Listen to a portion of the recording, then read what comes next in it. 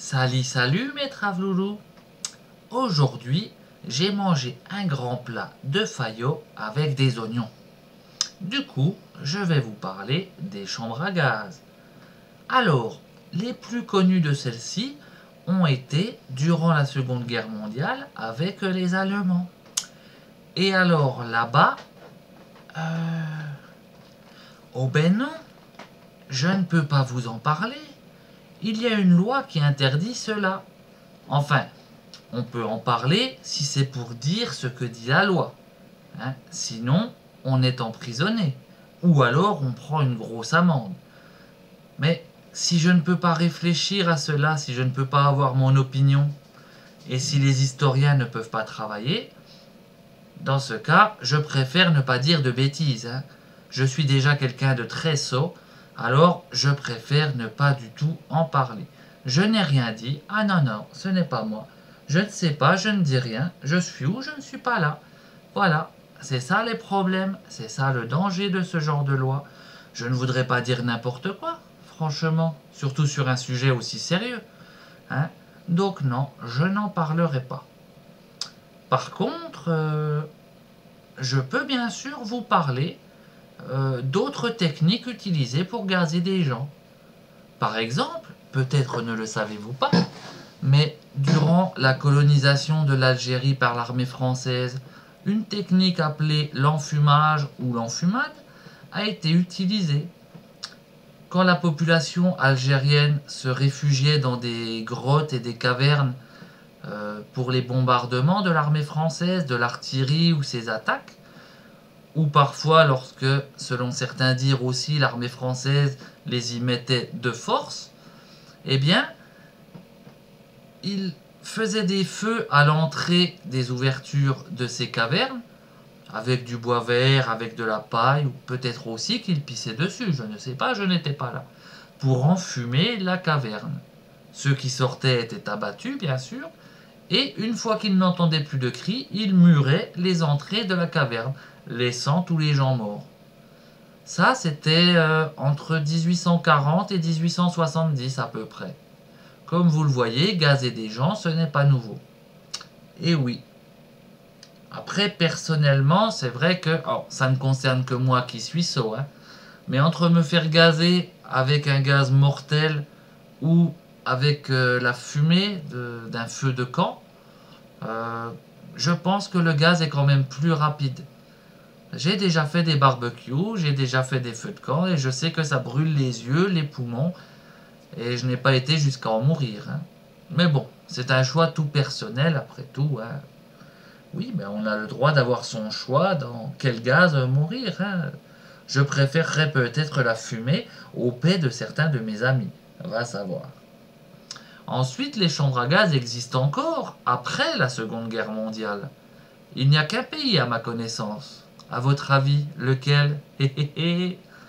Ben bien sûr, le pays, le plus beau pays de la liberté pour l'inhumanité, les USA. Oui, là-bas, dans 4 ou 5 États, vous pouvez encore vous faire gazer.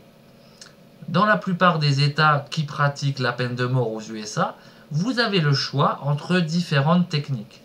Certains de ces États proposent la chambre à gaz. Alors, cela ne s'est pas passé très souvent. Apparemment, il y a 11 personnes depuis 1977 qui auraient choisi cette technique. Mais c'est encore faisable. Il y a encore un pays qui gaze les gens. Oui, oui, oui. Avec, en tout cas à l'époque, je ne sais pas si ça a changé, un produit similaire aux Zyklon B qui utilisait le même produit actif. Voilà, voilà.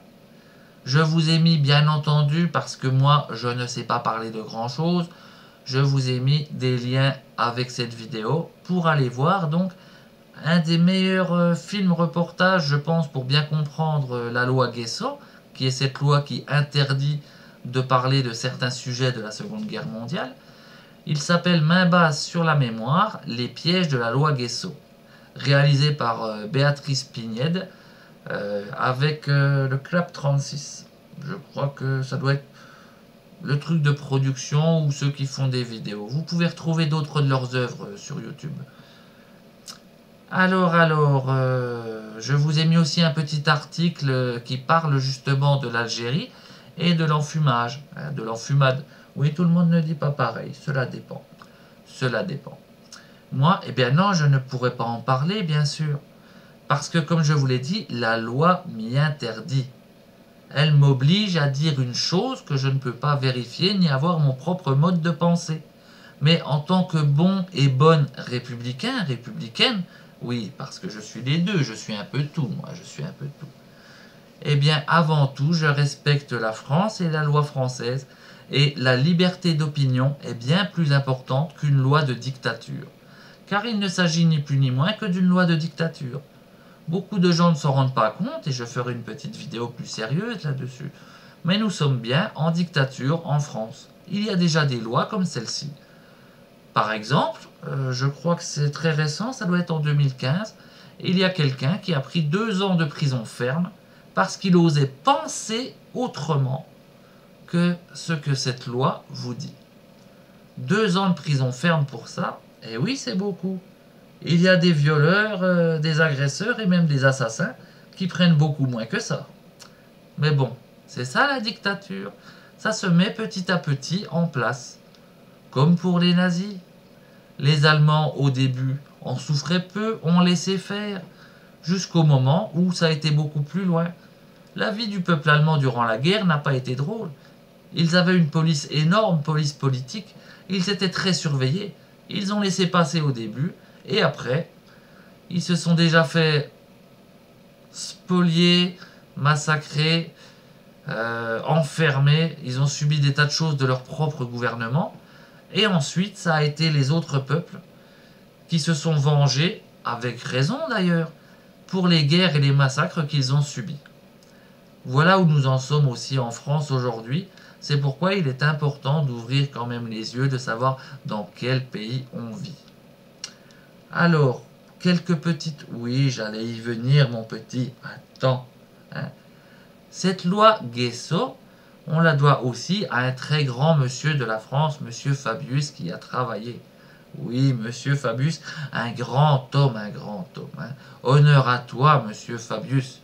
Un homme qu'on a retrouvé dans le sang contaminé, on l'a retrouvé dans les frégates de Taïwan, on l'a retrouvé encore récemment à vouloir la chute de Bachar el-Assad et à soutenir Al-Nosra, un groupe d'Al-Qaïda. Voilà. Un très grand homme de la fin du dernier siècle et du début du millénaire. Eh oui.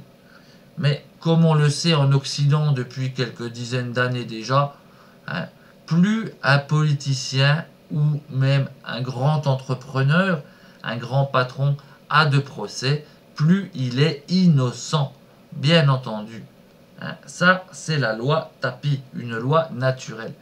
Bernard Tapie, qui lui aussi a été plus qu'innocenté, il a même reçu beaucoup d'argent de la France pour s'excuser d'avoir osé lui dire « Monsieur, qu'avez-vous fait ?» Non, non, non, on sait bien que ce sont de grands hommes et les piliers de notre France. Eh bien, je crois que je vais vous laisser. Je dois avoir quelque chose sur le feu. Ah oui, le four est en marche. Allez, bonsoir mes petits.